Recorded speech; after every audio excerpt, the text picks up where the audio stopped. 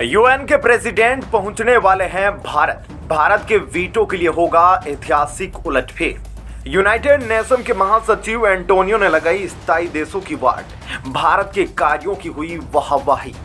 United के president के भारत दौरे से पाकिस्तान में मची खलबली, पीओके में पाकिस्तान के जुल्मों का होगा पर्दाफाश। तुर्की, पाकिस्तान और अजरबैजान तीनों को भारत ने एक साथ दिया बड़ा झटका। दोस्तों, जब से भारत ने यूनाइटेड नेशन में अपने अस्थायी सदस्य के रूप में कार्यकाल को खत्म किया, तभी से यूएन में किसी न किसी विषय पर खलबली मची हुई है। उन विषयों पर भारत की राय अभी भी मांगी जा रही है। उधर यूनाइटेड नेशन के महासचिव एंटोनियो गुटेरेस ने जमकर स्थायी देशों और साथ ही G20 देशों की क्लास लगाई।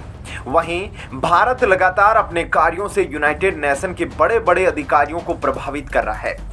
यूनाइटेड नेशन का मौजूदा वक्त में भारत ना तो स्थायी सदस्य है और ना ही अस्थायी सदस्य, लेकिन भारत के कार्यों की जमकर वाहवाही हो रही है। जो काम यूनाइटेड नेशन के स्थायी देशों को करना चाहिए, वो काम भारत कर रहा है। इस वक्त भारत का जिक्र केवल पृथ्वी तक नहीं बल्कि अंतरिक्ष तक हो रहा है। इस वक्त भारत का जिक्र केवल दुनिया में शांति स्थापित करने के लिए नहीं, बल्कि पृथ्वी को बचाने के साथ ही अंतरिक्ष में भी शांति स्थापित करने की पहल के लिए किया जा रहा है। वहीं यूनाइटेड नेशन के महासचिव एंटोनियो भी मान चुके हैं कि वीटो पावर रखने वाले देश केवल अपने फायदे के लिए ही इस पावर का इस्तेमाल कर रहे हैं। उनके द्वारा दुनिया के हित के लिए काम नहीं किया जा रहा है। उधर यूनाइटेड नेशन के प्रेसिडेंट कोरोसी ने अचानक भारत आने का ऐलान कर दिया। यह वही शख्स है, जब भारत यूनाइटेड नेशन के अध्यक्ष के रूप में काम कर रहा था तो भारत के विदेश मंत्री की मुलाकात हुई थी और यूनाइटेड नेशन रिफॉर्म के कई पहलुओं पर चर्चा हुई थी। वहीं इनके भारत दौरे की खबर से पाकिस्तान में जबरदस्त खलबली मची हुई है। चीनी ड्रैगन के मस्तिष्क में भारत के बढ़ते रुतबे को देखकर कोहराम मचा हुआ है। यूनाइटेड नेशन के प्रेसिडेंट के दौरे को लेकर अब यह सवाल उठने लगा है कि क्या यूएन प्रेसिडेंट भारत के कश्मीर का भी दौरा कर सकते हैं, जो काफी अरसे से भारत और पाकिस्तान के बीच विवाद का कारण बना हुआ है। और साथ ही पीओके के अंदर इस वक्त जो खलबली मची हुई है, वहां की असल तस्वीर जानने के लिए यूएन की टीम क्या पीओके भी जा सकती है? तो दोस्तों, आइए आपको विस्तार से बताते हैं। जैसा कि आप जानते हैं कि यूनाइटेड नेशन में कुल 15 देशों को शामिल किया जाता है, जिसमें 5 स्थायी देश और 10 अस्थायी देश के रूप में अपने कार्यों का निर्वहन करते हैं। और इनके ऊपर जिम्मेदारी होती है कि यह पृथ्वी को हर तरीके से बचाने की कोशिश करे।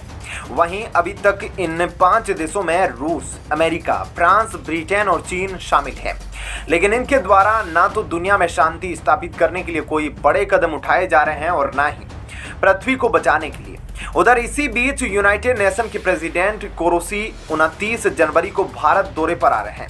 यूनाइटेड नेशन रिफॉर्म को लेकर पिछले साल दिसंबर के महीने में भारत के विदेश मंत्री एस जयशंकर और यूनाइटेड नेशन के प्रेसिडेंट कोरोसी के बीच बातचीत हुई थी।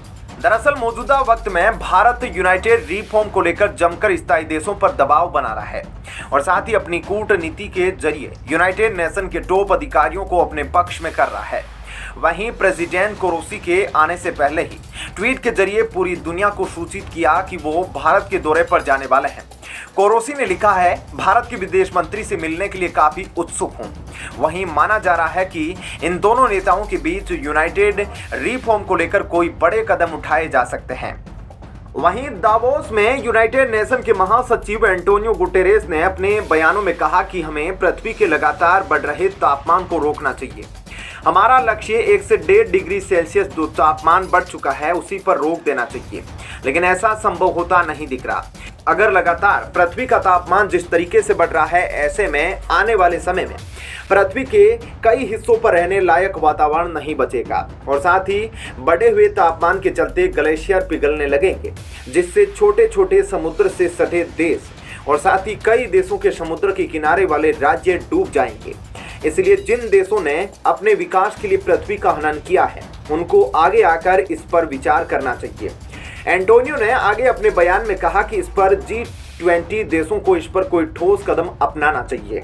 उधर दूसरी तरफ यूनाइटेड नेशन का भारत हिस्सा ना होते हुए भी दुनिया की आंखों में समाता जा रहा है। अभी हाल ही में भारत पाकिस्तान के आतंकी संगठन लश्कर-ए-तैयबा के डिप्टी हेड को यूनाइटेड नेशन के मंच से अंतर्राष्ट्रीय आतंकवाद घोषित करा चुका है।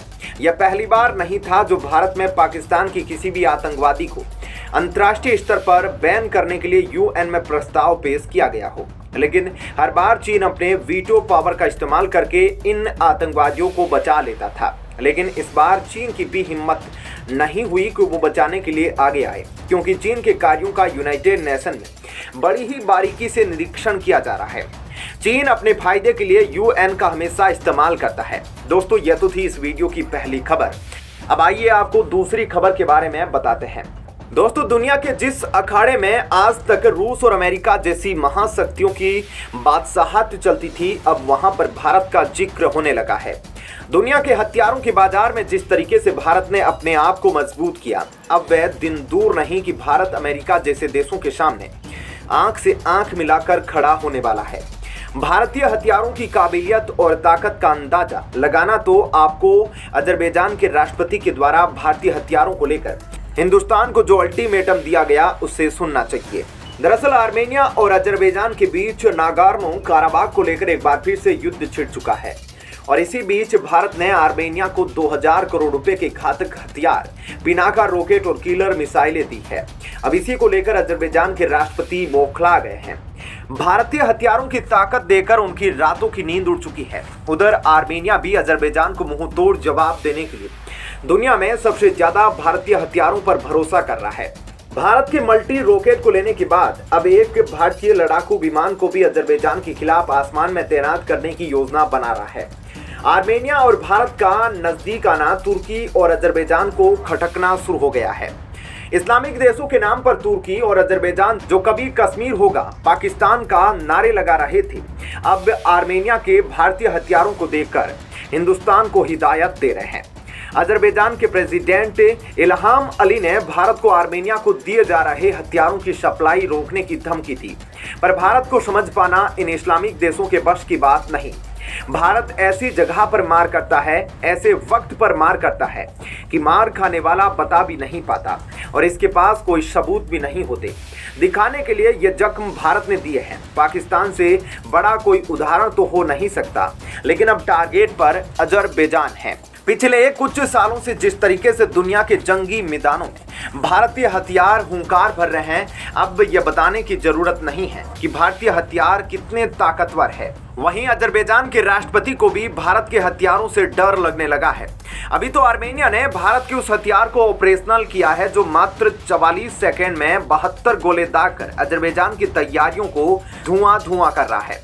उधर दूसरी तरफ आर्मेनिया ने पहले ही भारत के स्वाति ट्रैकिंग रडार को अजरबैजान से लगती सीमा पर तैनात किया है, तो अब आर्मेनिया भारत के एक खूंखार लड़ाकू विमान की पेशकश कर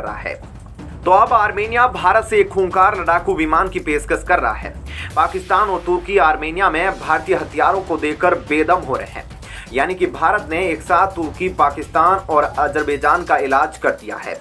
वहीं अब आर्मेनिया भारत से सुखोई 30 विमान की भी मांग रख रहा है। तो इस वीडियो में इतना ही, लेकिन आप वीडियो को लाइक जरूर करें, साथ ही शेयर जरूर करें। धन्यवाद।